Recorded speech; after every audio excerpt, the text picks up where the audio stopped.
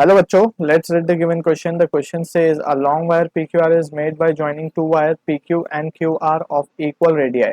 PQ has length of 4.8 meter and mass of 0.06 kg. QR has length of 2.56 meter and mass of 0.2 kg. The wire PQR is under a tension of 80 Newton. A sinusoidal wave pulse of amplitude 3.5 centimeter is sent along the wire PQ from the end P. No power is dissipated during the propagation of the wire wave pulse. We need to calculate option first part में हमें calculate करना है the time taken by the wave pulse to reach the other end R, and second part में हमें find करना है the amplitude of the reflected and transmitted wave pulse after the incident wave pulse crosses the joint Q. So अगर हम carefully इस question का figure draw कर लें, so let's suppose we have a wire over here और एक में ये पॉइंट हमारा Q गिवन है, ये पॉइंट P है and this point is over R. हम PQ की लेंथ हमें गिवन है, it has been given as 4.8 metre और इसका जो मास हमें गिवन है हम उसे M1 कह देते हैं, इट इज 0.06 kg.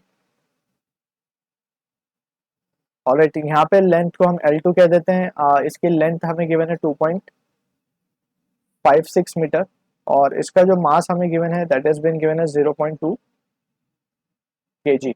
ऑलराइट, अब यहाँ पे हमसे it is been given that के ये जो वायर है टेंशन इस वायर में अक्रॉस सेम है दैट इज 80 न्यूटन. सो हमसे पूछ रहा है कि कितना टाइम लगेगा वेव पल्स को यहाँ से स्टार्ट होके टुवर्ड्स आर आर तक पहुंचने में कितना टाइम लगने वाला है. So first we will calculate the velocity with which the wave will travel in this wire PQ and then हम calculate करेंगे कि कितना टाइम उसे QR में लगेगा, then we will just add it up. So दोनों में पहले दोनों PQ में वेव की स्पीड क्या होगी एंड QR में वेव की स्पीड क्या होगी that we need to first calculate, because हमें पता है जो स्पीड का फॉर्मूला है it is given by the expression T by mu. Alright, यहाँ पे म्यू जो है लीनियर डेंसिटी है, T टेंशन है. तो यहाँ पे अगर हम वायर PQ की बात करें तो उसके लिए जो म्यू होगा दैट इज म्यू वन हम कह देते हैं.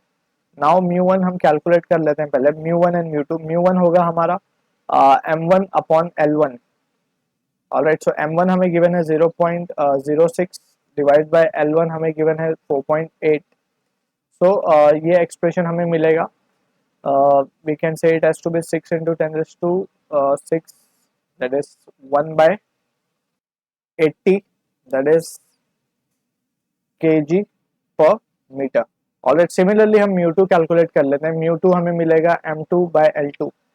सो mu two M2 by L2 की value we can write 0.2 divide by 2.56.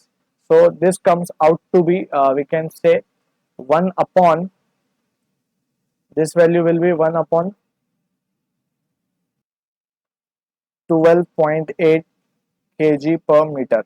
Alright, so from this expression हम V1 और V2 की वैल्यू कैलकुलेट कर सकते हैं. therefore हम कहेंगे कि V1 जो होगा वो होगा अंडर रूट ऑफ T जो है 80 है और M1 हमें कैलकुलेट करके मिला है 1/80. So this comes out to be 80 metre पर सेकेंड. और सिमिलरली V2 की अगर हम बात करें सो V2 की जो वैल्यू आएगी it will be 80 upon 1/12.8. So this expression comes around 32 metre पर सेकेंड. ऑलराइट, सो ये आएगा हमारे पास 32 मीटर पर सेकेंड. सो हमें V1 और V2 मिल चुका है, that is speed of pulse in PQ wire जो है वो 80 है एंड QR में जो स्पीड है वो है 32. ऑलराइट, सिंस QR ज़्यादा heavier compare to PQ, so speed भी उसमें we can say speed is less of the wave. Alright, now अब हम आगे कैलकुलेट करते हैं. We are interested in finding the value of time, so let's take it on the next slide. So हम यहाँ पे अगर टाइम की बात करें तो टोटल टाइम विल बी, सबसे पहला टाइम का जो फॉर्मूला होता है वो होता है speed upon distance upon speed. तो डिस्टेंस PQ की जो डिस्टेंस है that is we can say distance PQ upon we can say it has to B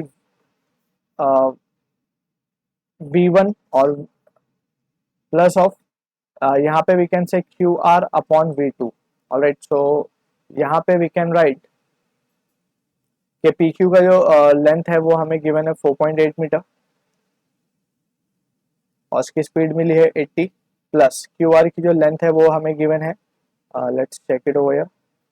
QR की जो L2 हमें गिवन है 2.56 और ये मिला है 32. 2.56 और ये हमें मिला है 32. Alright, so this is the value.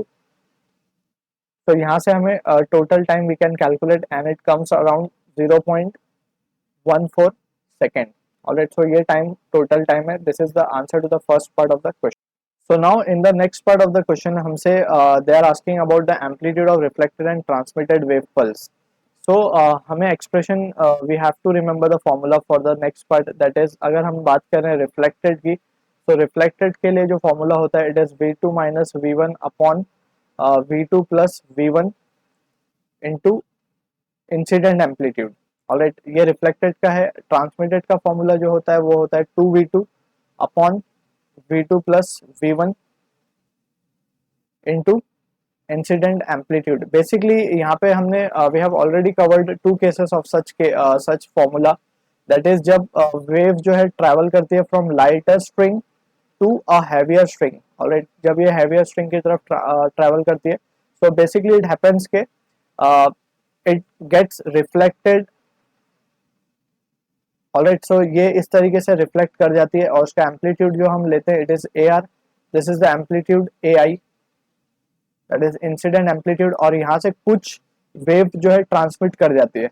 Alright, और ट्रांसमिट का जो एम्पलीट्यूड होता है इट इज कंपैरेटिवली कम होता है, बिकॉज हैवियर साइड पर आके लाइटर से हैवियर साइड पर आई है, तो इसका एम्पलीट्यूड थोड़ा कम हो जाता है. So it is a reflected. Alright, so this is how from such condition we have derived this two formula, reflected or transmitted. So just we have to keep the result in mind. just अब यहाँ पे हम value substitute कर देंगे and we will get the result.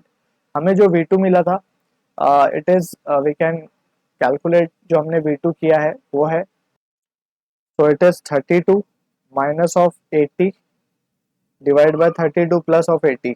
और जो हमारा incident amplitude है वो हमें गिवन है 3.5 सेंटीमीटर. सो जब हम इसे सॉल्व करेंगे we get the answer is minus 1.5 centimetre. So clearly यहाँ पे हम देख सकते हैं, जैसे हमने डिस्कस किया कि यहाँ पे फेज चेंज होने वाला है रिफ्लेक्टेड वेव का, बिकॉज इट इज बिन जो क्रेस्ट था वो ट्रफ बन के वापस आया है after reflection from this point, और we can say from this junction.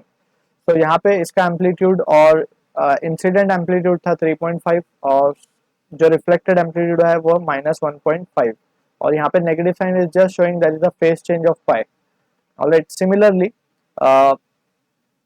हम इसे ऐसे लिख देंगे 1.5 centimetre phase change of pi, phase change